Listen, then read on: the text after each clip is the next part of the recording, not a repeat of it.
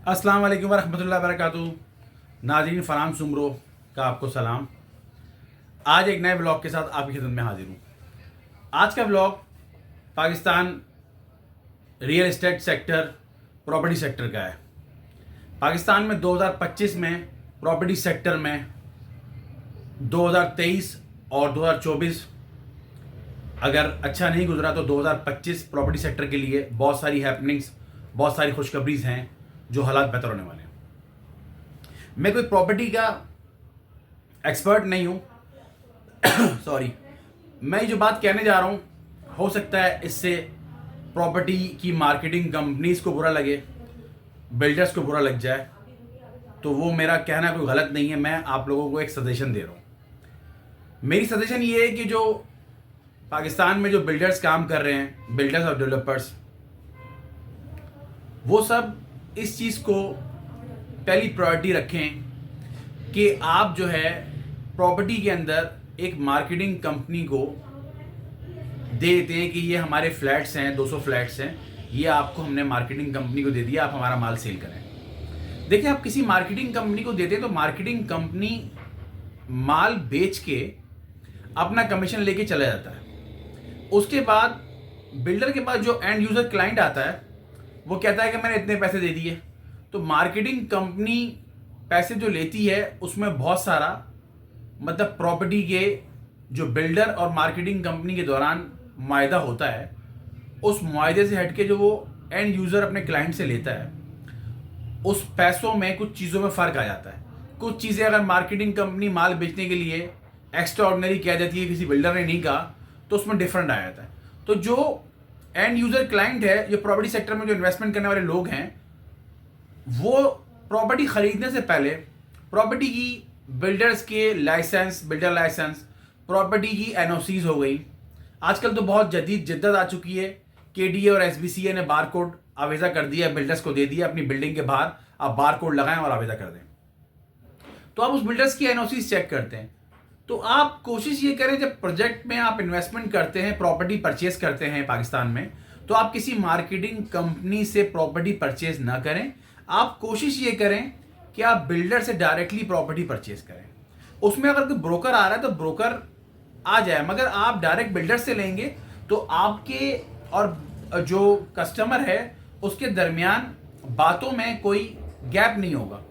Builder से आप चीज़ें पूछेंगे, सारी बिल्डर्स आपको चीज़ें बता देगा कि डॉक्यूमेंटेशन चार्जेस अलग होते हैं, ठीक है, डेवलपमेंट चार्जेस अलग होते हैं सोसाइटीज़ के अंदर, प्रोजेक्ट के अंदर पार्किंग के पैसे अलग होते हैं, ठीक है, या नहीं होते हैं, पार्किंग फ्री होती है।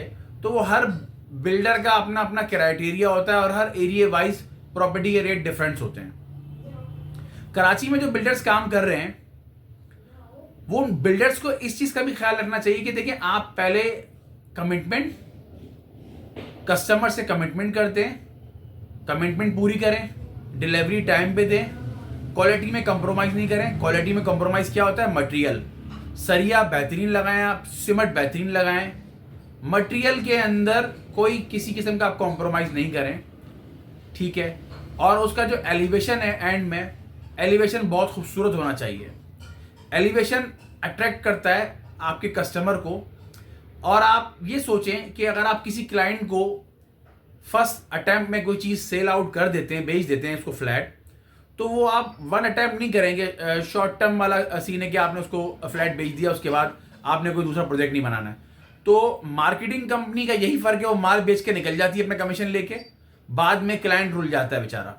और कितनी मुश्किल से पैसे लोग कमाते हैं, और आजकल वैसे ही महंगाई है तो लोगों का रेंट बहुत ज़्यादा है, और अपना घर बनाने की ख्वाहिश सबकी होती है कि एक छत अपनी हो जाए। और कराची या पाकिस्तान में बहुत ज़रूरी है। और 50% तो लोग, मेरा कहना गलत नहीं होगा, तो रेंट पे रहते हैं पाकिस्तान के अंदर 50%। और एक बात यह है कि अगर डायरेक्टली बिल्डर से लेते हैं तो बिल्डर कमिटमेंट जो करता है, अपनी कमिटमेंट पूरी करेगा आपसे चीज़ों की। बिल्डर को इस चीज़ का ख्याल करना चाहिए, कस्टमर की जो कमिटमेंट है पूरी करे। क्योंकि अगर आप एक प्रोजेक्ट स्टार्ट करके डिलीवर कर रहे हैं अपने टाइम पे, टाइम ड्यूरेशन 3 साल का, तो 3 साल में कर दें आप, तो कस्टमर का एतमाद बहाल होगा। सेकंड प्रोजेक्ट आप जब स्टार्ट करेंगे तो कस्टमर आपसे बिला किसी इंक्वायरी के, बिला किसी झिझक के, वो कहेगा यार ये बिल्डर जो है वो अपनी कमिटमेंट और अपनी डिलीवरी अपनी ऑनेस्टी या सिंसियरिटी और डॉक्यूमेंटेशन में हर तरह से 100% श्योर है, ये सेकंड प्रोजेक्ट शुरू कर रहा है, तो अपने 10 रिलेटिव्स को, अपने दोस्तों को, अपने फ्रेंड के सर्कल में बताएगा। देखिए ये भी एक मार्केटिंग का तरीका है, मार्केटिंग के एक टैक्टिक्स हैं। वो मार्केटिंग का तरीका ये भी है कि आप सिर्फ मार्केटिंग, ये नहीं है कि आप ट्रक के ऊपर बैनर लगा के चला दें, ऐलान करते रहें शहर में ट्रक घूम रहे हैं आपके, ये प्रोजेक्ट बेच रहे हैं आप। मार्केटिंग का ऐड लगवा दें आप, साइन बोर्ड आवेदन कर दें। एक देखिए इजी मार्केटिंग का तरीका ये बहुत आसान है, बहुत ही, इसमें कोई इन्वेस्टमेंट नहीं है। आपने अपने कस्टमर को चीज़ सेल आउट करी, एक फ्लैट, वो आपने टाइम पे डिलीवर कर दिया, कस्टमर आपका इम्प्रेस, अट्रैक्टेड हो गया आपके प्रोजेक्ट से, आपके बिहेवियर से।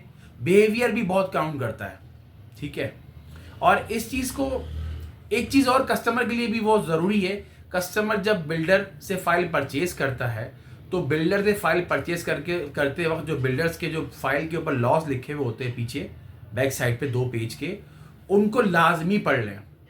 उन लॉस में लिखा हुआ ये भी होता है कि 10 दिन की अगर आपकी इंस्टॉलमेंट नहीं आई तो फ्लैट कैंसिल हो जाएगा। मगर बिल्डर्स ऐसा नहीं करते। 3 महीने, 4 महीने, 5 महीने में बिल्डर आपको एक नोटिस देगा, दूसरा नोटिस देगा, एक रिमाइंडर देगा पेमेंट का, फिर नोटिस देगा, फिर तीसरा नोटिस देगा, फिर आपका प्रोजेक्ट में जो फ्लैट बुक हुआ है वो कैंसिल कर देगा। अगर आप 10 महीने पेमेंट नहीं करे, 5 महीने पेमेंट नहीं दे रहे, वो कैंसिल कर देगा। उसके बाद अगर आपका बिहेवियर और आपकी अंडरस्टैंडिंग अच्छी है तो वो आपको मतलब कैंसिल नहीं करेगा, वो आपको एडजस्ट कर देगा। मगर आप इस चीज़ को ध्यान में रख लें, अगर आप उस लॉज को पढ़ते हैं, उन लॉज में लिखा हुआ होता है कि 10% कटेगा आपका।